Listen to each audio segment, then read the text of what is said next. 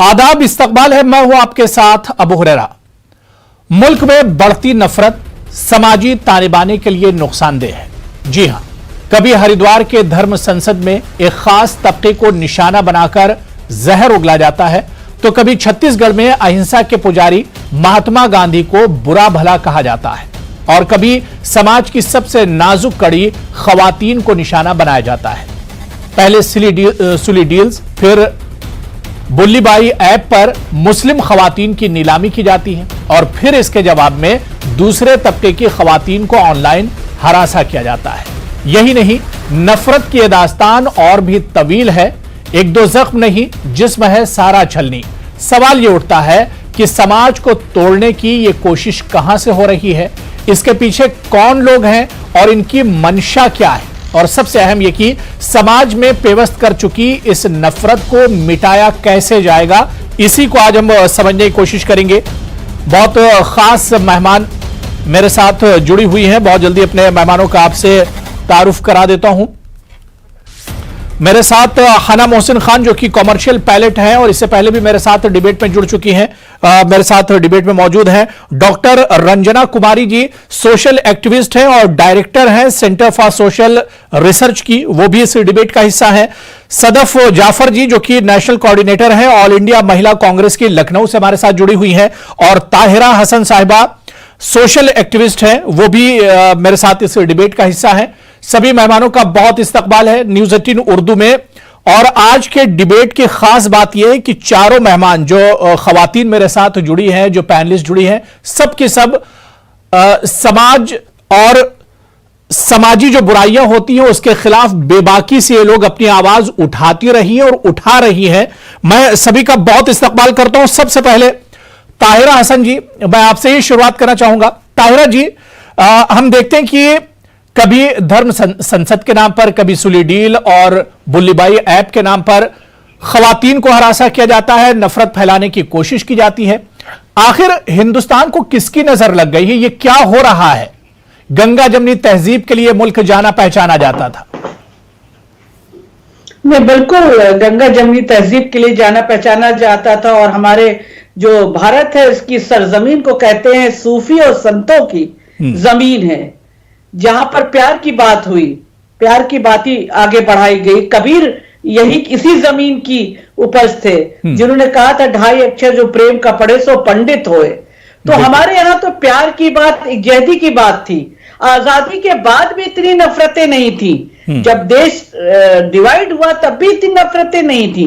लोगों में प्यार था, लोगों ने एक दूसरे को प्यार से, जहां कुछ गड़बड़ हो रहा था उसको सही कर लिया था। मुझे लगता है ये मुट्ठी भर वो कौन लोग हैं जो जहर इंजेक्ट कर रहे हैं, जो ये नफरत को इंजेक्ट कर रहे हैं, और ये हमारे यंग जनरेशन के साथ बहुत खराब कर रहे हैं। ये कहां ले जा रहे हैं यंग जनरेशन को? तबाही की तरफ ले जा रहे हैं। नफरत कभी भी कोई कुछ हासिल नहीं हो सकता, सिर्फ तबाही और जिंदगियां बर्बाद हो सकती हैं। आप देखिए श्वेता सिंह 18 साल की बच्ची, यंग लड़की, 21 साल का इंजीनियरिंग का लड़का, बीटेक का स्टूडेंट, ये सब स्टूडेंट जिनके आंखों में ख्वाब होने चाहिए थे, ख्वाब होने चाहिए थे आगे बढ़ने के, देश को आगे बढ़ाने के, स्टेट को आगे बढ़ाने के, जिस डिस्ट्रिक्ट के उसको आगे बढ़ाने के, अपने घर वालों का नाम करने के। लेकिन ये क्या हो रहा है? मैं पेरेंट्स से भी कहना चाहती हूं, जो उनको रेस कर रहे हैं बच्चों को, कि इतना जहर मत इंजेक्ट कीजिए, बर्बाद हो जाएगी जिंदगी, तबाह हो गया कैरियर इन बच्चों का। इस तरह से देखिए। और मुझे लगता है जो भी आपके चैनल पे इस वक्त देख रहे हैं लोग, अबू हुरैरा साहब, उनको भी ये समझना है कि अगर वो जहर इंजेक्ट करने में अभी भी कहीं किसी तरह से मुनव्विस है, तो वो ये समझें कि बच्चों को इस तरह से यंग जनरेशन में अगर जहर देंगे तो हमारे घर के बच्चे भी तबाह होंगे, बिल्कुल उनका कैरियर तबाह होगा। और ये जहर फैलाने से कुछ होने वाला नहीं है, सिर्फ एक तबाही की तरफ मोड़े पे समाज चला जाएगा।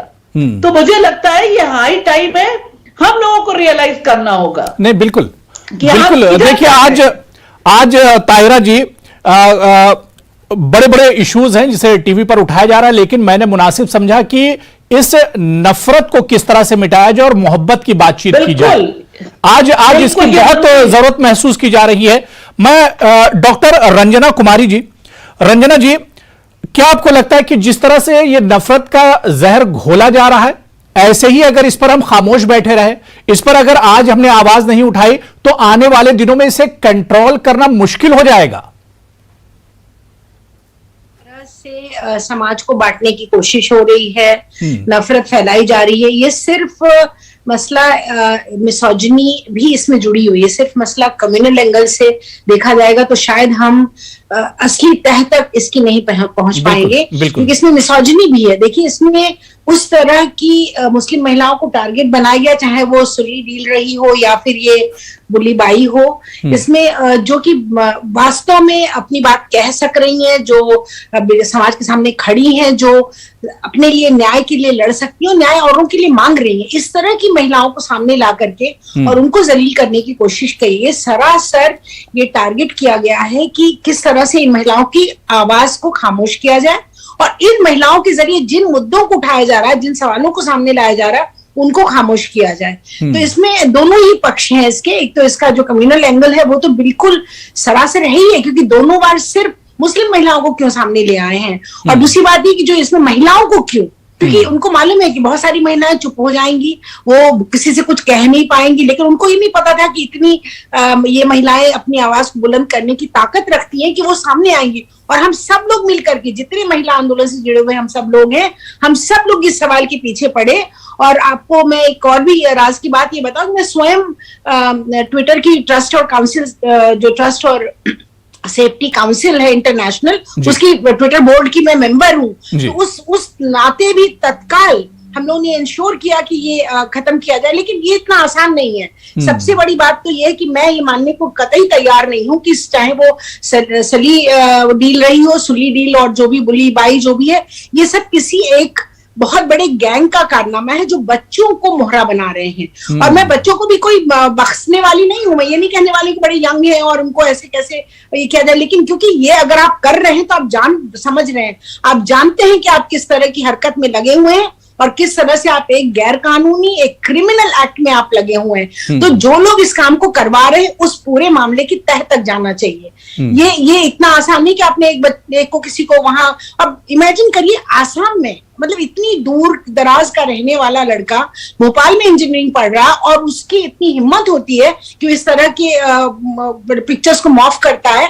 तो मैं तीनों तरह की जिम्मेदारी स्टैब्लिश करना चाहता हूँ। सबसे बड़ी बात तो ये कि कौन लोग हैं इसके पीछे, ये पता लगना चाहिए। नफरत फैलाने का जो काम कर रहे हैं आज समाज के अंदर, जो पॉलिटिशियंस कर रहे हैं, मैं साफ साफ कहना चाहती हूँ, उनको इस काम को बंद करना चाहिए। देखिए किस तरह से इसका असर हो रहा है कि एक नौजवान पीढ़ी पूरी की पूरी बर्बाद हो रही है। पूरी की पूरी नौजवान पीढ़ी आपस में सिर्फ नफरत करना सीख रही है। तो प्यार मोहब्बत की तो बात ही छोड़ दीजिए, ये तो नफरत से भी ज्यादा गिरी हुई जलील हरकत है और उसमें आप अपनी पूरी नई पीढ़ी को झोंक रहे हैं। और तीसरी बात जो सबसे जरूरी है वो कितना क्रिमिनलाइजेशन हो जाएगा सोसाइटी का, तो फिर देश की औरतों का क्या होगा, आपकी और हमारे घर की बच्चियों का क्या होगा। बिल्कुल जाहिर सी बात है कि अभी से इस पर सोचना पड़ेगा। जो अगर अभी हम खामोश रहेंगे तो ये मामला फिर आगे बहुत बढ़ जाएगा और इसे कंट्रोल करना मुश्किल हो जाएगा। जो मैंने आपसे सवाल किया था, मैं हाना मोहसिन आपके पास आना चाहूंगा। हाना जी, क्या लगता है कि ये पूरी जो बुराई है, दरअसल क्या आपको एक साजिश लगती है या एक माहौल बनाने के पीछे भी कुछ चीजें इसमें कार फरमा रहती हैं?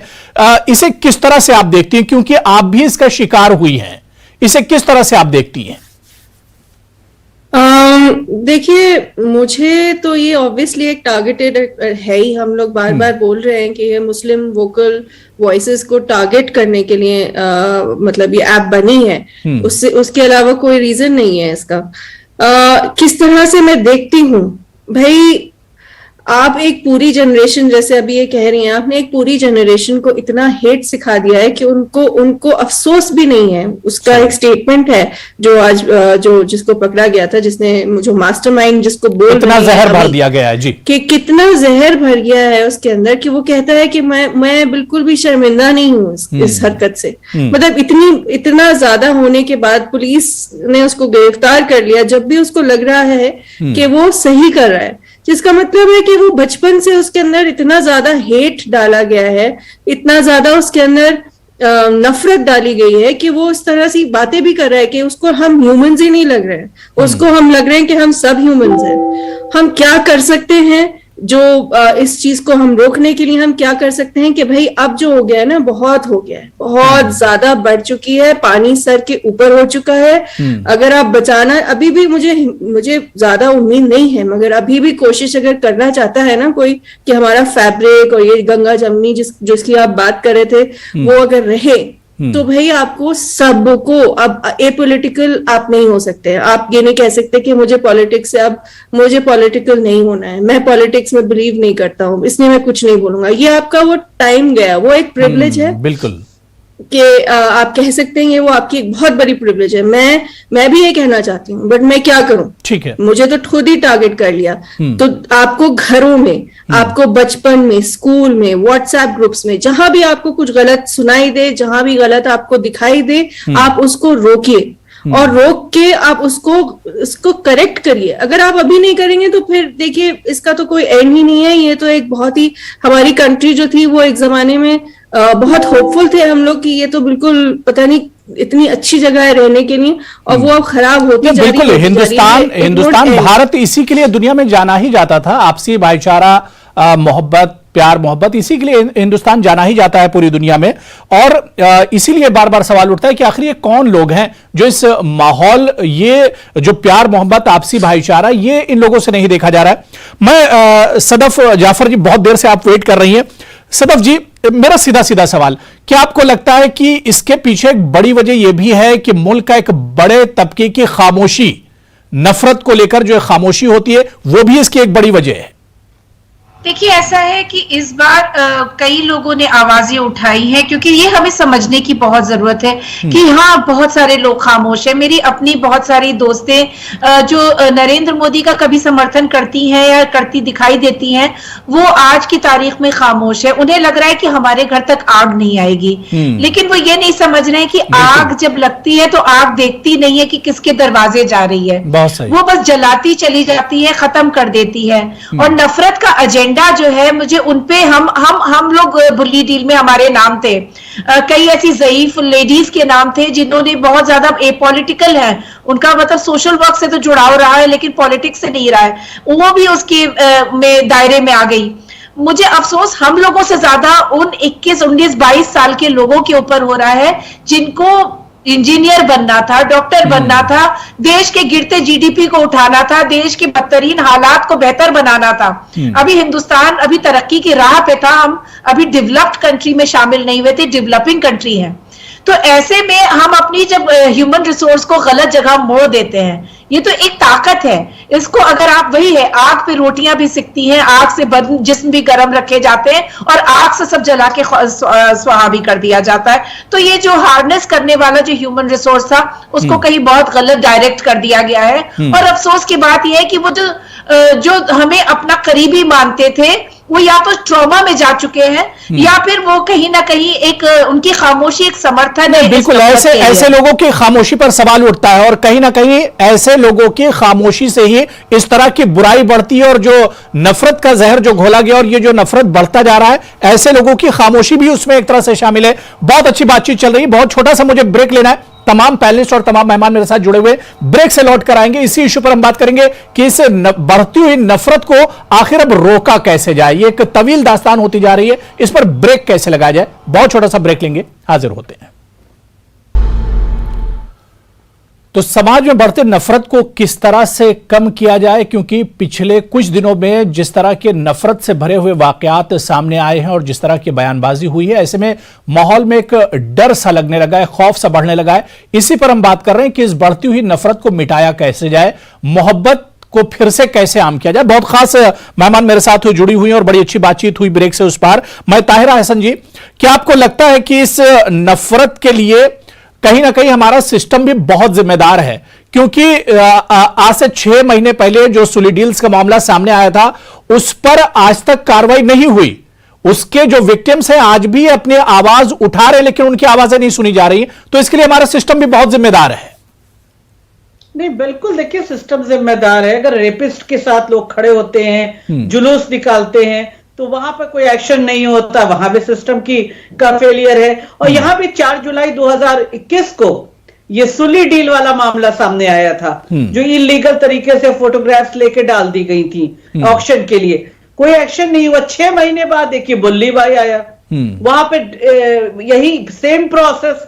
और आप देखिए नफरत, मैं जो कह रही थी कि नफरत यंग जनरेशन, मैं यंग जनरेशन को, मैं रंजना जी से इस पे सहमत हूं कि नेताओं का फैलाया हुआ है, लेकिन नेताओं के बच्चे बाहर पढ़ रहे हैं, अच्छे से अच्छे स्कूलों में पढ़ रहे हैं, बहुत बढ़िया एजुकेशन पा रहे हैं, लेकिन ये आम आदमी जो है इसको समझना होगा। 18 साल की लड़की जो है, जो 12वीं करने के बाद इंजीनियरिंग करना चाहती थी, वो किस हद तक उसका दिमाग पलूट कर दिया गया, सोसाइटी ने कर दिया, व्हाट्सएप ने कर दिया, घर वालों ने कर दिया कि उसने अपनी बहनों की फोटो उठा के ऑक्शन के लिए डाल दी। आप सोचिए, अपनी मां के बराबर औरतों की भी फोटो डाल दी। कहीं उसका जहन काम नहीं कर रहा था, वो मेंटली सिक हो गई थी, नफरत से भर गई थी। तो ये जो यंग जनरेशन जो एनर्जी से भरा हुआ है, उसको सही डायरेक्शन में चैनलाइज की बात नहीं होगी तो ये कैसे रोका जाएगा? इस्तेमाल करने वाला तो ग्रुप हो गई। बिल्कुल रंजना जी, डॉक्टर रंजना, क्योंकि मेरे पास, ताहिरा जी, मेरे पास टाइम बहुत कम है। हालांकि ये इशू ऐसा है और जिस तरह से जितनी अच्छी बातचीत इस पर हो रही है, इस पे और वक्त होना चाहिए था। मैं डॉक्टर रंजना जी, क्या आपको लगता है ताहिरा जी ने जो बात लीडरों की और नेताओं की क्या हमारा जो सियासी सिस्टम है वो भी इसके लिए जिम्मेदार है? जिस तरह की अब सियासत हो रही है, वो भी कहीं ना कहीं इस नफरत को बढ़ावा देने में उसका भी एक तरह से हाथ है। बिल्कुल बिल्कुल है, और कहने में कोई किसी को भी एतराज नहीं होना चाहिए कि ये जो पॉलिटिशियंस बैठे हुए हैं आज, ये इस्लामोफोबिया का जो जहर फैला रहे हैं, ये बच्चों के जहन में जा रहा है और बच्चे जिस तरह से रिएक्ट कर रहे हैं उसको लेकर के। बचपन से देखिए, आसाम में तो आपने देखा ही किस तरह से पूरी तरह से पूरा समाज बांट दिया गया है, और उसमें पला बड़ा लड़का अगर इस तरह की हरकत कर रहा है तो उसके दिमाग में कहीं ना कहीं बहुत गहराई से ये लोकतंत्र सिर्फ एक व्यवस्था नहीं है, सिर्फ एक राजनीतिक व्यवस्था नहीं है, ये जीवन जीने का तरीका है। पर आप लोकतंत्र को अगर इस तरह से डिवाइड एंड रूल का आप अभी से ये बना लेंगे और आप एक पर्टिकुलर कम्युनिटी, मुस्लिम कम्युनिटी को टारगेट करने लगे और महिलाओं को, क्योंकि महिलाओं को तो अभी हम लोग ये बराबरी के हक की लड़ाई लड़ रहे हैं, और आप देखिए किस तरह से इन्होंने देखा कि वल्नरेबल ज्यादा है तो उनको ही सामने लाओ, उनकी फोटो सामने डालो। तो ये जो दोनों तरह का औजार चलाया गया है, ये पूरी तरह से समाज के लोकतंत्र के लिए भी घातक है, यहाँ की राजनीति के लिए भी घातक है, और लॉन्ग टर्म में देश की एकता और अखंडता के लिए भी घातक है। सदफ जी, आप कुछ कहना चाह रहे हैं? वो भी ये समझ ले कि अखंडता बनी नहीं रहेगी अगर आप इसी तरह की हरकतें करते और बच्चों से करवाते रहेंगे। नहीं, बिल्कुल, बहुत खतरा है, एक बड़ा खतरा है आने वाले दिनों के लिए। जी सदफ जी। देखिए, मैं ये कहना चाह रही थी कि ये जो लड़के और ये जो पकड़े गए हैं, लड़के लड़कियां जो कम उम्र के, ये बीमारी का सिर्फ सिम्टम है, अलामत है। असल बीमारी कहीं और है। जब यति नरसिम्हानंद जैसे लोग गालियां देते हैं, मिसोजिनी को और इस्लामोफोबिया को मिलाकर जिस तरह की बात करते हैं, जिस तरह से हेट की जो वो है वेनम उगला जाता है जब धर्म संसद के नाम पे, तो ऐसे में उन पे जब लगाम नहीं कसी जाएगी, इस्लामोफोबिया उगलते हुए लोगों के ऊपर लगाम नहीं कसी जाएगी, तब तक कुछ नहीं होगा। नेशनल विमेन कमीशन की जो है वो खामोश है, वो संज्ञान नहीं ले रही है। नेता, हमारे प्रधानमंत्री जब महिलाओं के खिलाफ इस तरह की बातें करते हैं, महिला नेतृत्व को टारगेट करते हैं, या उनके साथ जो नेतृत्व के साथ जो महिलाएं हैं उनको 50 करोड़ की गर्लफ्रेंड कहा जाता है और लोग ताली बजाते हैं और खामोश रहते हैं। तो ऐसे में हमारे सारे जितने संवैधानिक इंस्टीट्यूशन है उनको कमजोर करने का काम हुआ है। इनको स्ट्रेंथन होना पड़ेगा, और साथ ही साथ ये जो जिस तरह के यति नरसिम्हानंद जैसे लोग हैं, इनके ऊपर FIR करके त्वरित कार्रवाई होनी चाहिए, इनको जेल में होना चाहिए।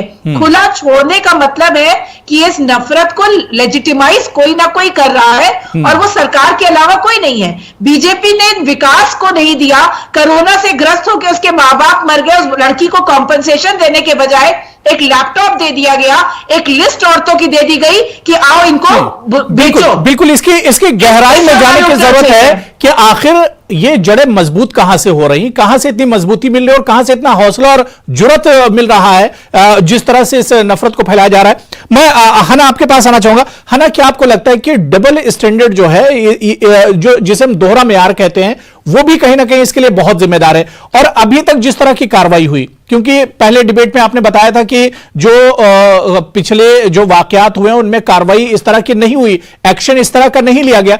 इस बार जो कार्रवाई हुई क्या उससे मुतमईन है? उससे इस पर ब्रेक लगेगा, इस बुराई पर?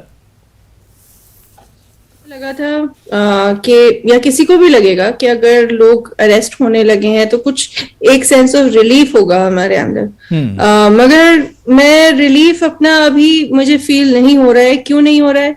इसलिए कि मुझे लगता है कि अभी सजा मिली नहीं है। ऑलरेडी नैरेटिव चेंज करने की बड़ी कोशिश करी जा रही है। उसको एक बेचारा बच्चा, बेचारी बच्ची के नाम से बोला जा रहा है। वो बच्चे नहीं है, वो एडल्ट्स हैं। उनको अगर आपके स्टूडेंट्स जो हैं, स्टूडेंट्स की बात करते हैं तो देखिए, स्टूडेंट्स को आप अरेस्ट करते हैं प्रोटेस्ट करने के लिए, तो आप अरेस्ट इनको भी करेंगे और इनको आप इतनी सख्त सजा देंगे तो वो रिलीफ अभी आया नहीं है मेरे अंदर। ये मिल तो गए हैं। बिल्कुल जाहिर सी बात है कि इस पर और ज्यादा सख्त कदम उठाने की जरूरत है। और सबसे अहम ये कि नफरत की शुरुआत कहां से हो रही है, इसकी तालीम कहां दी जा रही है, यह आखिर पैदा कहां से हो रहा है, इसकी जड़ों तक जाने की और इसकी तफ्तीश करने की जरूरत है, ताकि हिंदुस्तान की गंगा जमनी तहजीब और यहां का जो प्यार और मोहब्बत है वो बाकी रह सके और नफरत की शिकस्त हो। बड़ी अच्छी बातचीत हुई, सभी का बहुत बहुत शुक्रिया। हना मोहसिन, डॉक्टर रंजना कुमारी जी, सदफ जाफर जी और ताहिरा हसन जी, सभी का बहुत बहुत शुक्रिया डिबेट में जुड़ने के लिए। आदाब।